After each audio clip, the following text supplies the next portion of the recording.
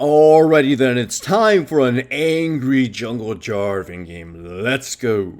And it's angry because the last game I played was with Garen, and I totally tilted. I took the wrong masteries, I played so poorly, I pretty much just... It was a shameful display. So now, I went on my main account to play ranked and play Jarvin just so I can vent out my anger against the enemy team. Now look at their team composition. It is simply not good. A lot of my fans were like, oh my god, that's a scary team composition, including some of my teammates saying, oh boy, we're going to get wrecked. Why? They don't have any goddamn damage. They have Misfortune, who isn't really that great at dealing damage unless she's left alone.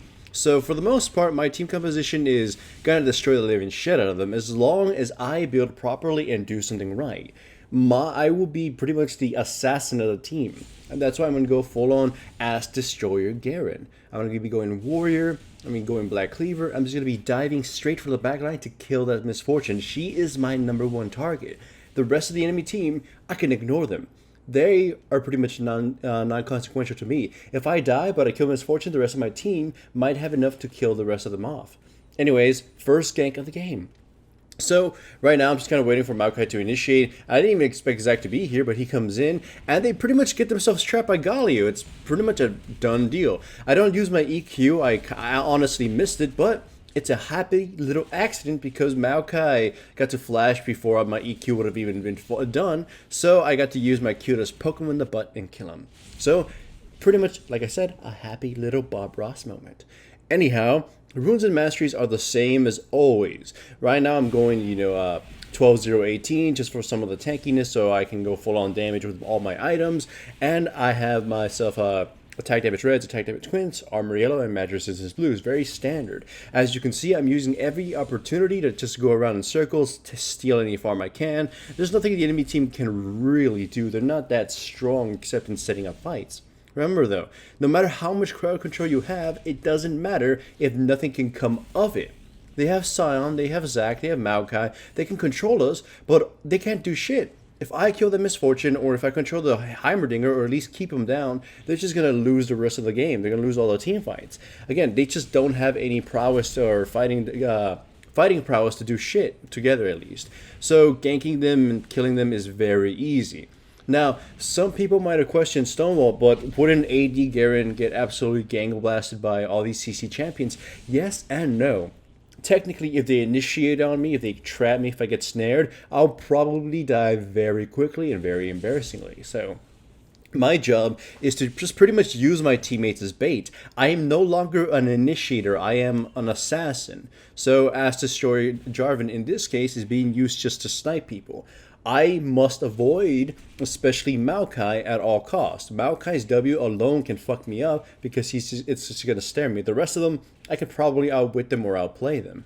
Now, it also really does help that their Heimerdinger is playing really recklessly, just pushing nonchalantly, just kind of pointlessly. It also helps that seemingly they're really, really wanting to kill me. Like Sion here comes in blazing with his ultimate and still turret dives me. Yes, I'm low on health, but I probably have my flash or my EQ. He just takes so many turret shots and Zyra shows up and finishes him off. Sure, she dies, but that Sion didn't even need to die. That's just really stupid. So, yeah, a lot of the wealth is being spread out evenly on my team, and well, not evenly on champions that can at least pick off the backline and whatnot, and I'm getting big, which is going to definitely help me out on, absolutely destroying people. So like I said, my build is going to be the whole Warrior Black Cleaver and then into Tiamat. Just go in there, burst someone down, finish them off. And of course, like I said, Jarvin is probably one of the better champions to ever pick in League of Legends when you're trying to rank up, or in at least solo queue, mostly because you can do whatever you want ad hoc. Now, ad hoc means basically as soon as at a whim, like, oh, I need to alter my build. Jarvin is one of those champions who can do it without much of a penalty or anything like that. And if anything, if you're at least a moderately good Jarvin, you can make a lot of plays or take advantage of the enemy team getting overzealous and pretty much covering all your bases. And that's something really, really valuable in the junglers or for champions in general. Up until the point where your opponents just start getting better and, your power picks start becoming much more relevant. Anyways, this is what I mean. I'm just kind of waiting in the backlines, just waiting for Misfortune to just get a little too close, and then I just make the mad dive to finish her off. Sure, it cost me my life, but this ultimate also helps set up the rest of the enemy team to get ass blasted. Unfortunately, my teammates are a little too greedy here, and while the Galio will not die, the Zyra will definitely just stick around a little too longer than she needs to. Zac finishes her off, and then my teammates just kind of scamper off. Anyways, this game is quite a good showcase, at least for Ass Destroyer Jarvin. My favorite type of build on him, although honestly my longtime favorite was Aura Whore. It just doesn't really exist anymore. Now, anyhow, this next part, I love this little scene here. I'm waiting here in the bushes. It's not warded. Misfortune is just jerking off over there. I'm waiting for her to pass by to help out her teammates. Look how long this takes. They don't have any damage without her, but it's just a slow little slugfest, and I just wanted Misfortune to walk by so I could kill her. But no, she was just farming. And for whatever reason, this Heimerdinger just ignored the fact that all of us were here, so he just kind of dies for free. But yeah, as you can see, the enemy team just has no damage without Misfortune and Heimerdinger, so it just kind of makes it easy to bully them, to just to siege them or whatever. No matter how haphazard my team composition may be, there's this just very negligent. It's like they let that happen, and it's very, very bad of them. Like the Scion support isn't really putting them back. It's more the combination of Zac, Maokai, and Scion. So pretty much whenever we see an opportunity, we can go in and absolutely destroy them, and they just can't do shit to us. Like, they can have the best initiation, but the second Misfortune is caught off guard, they lose everything just completely.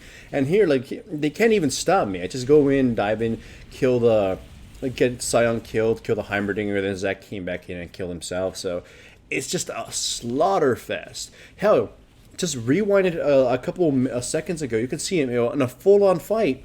They didn't even do half of any one of my team's health and damage.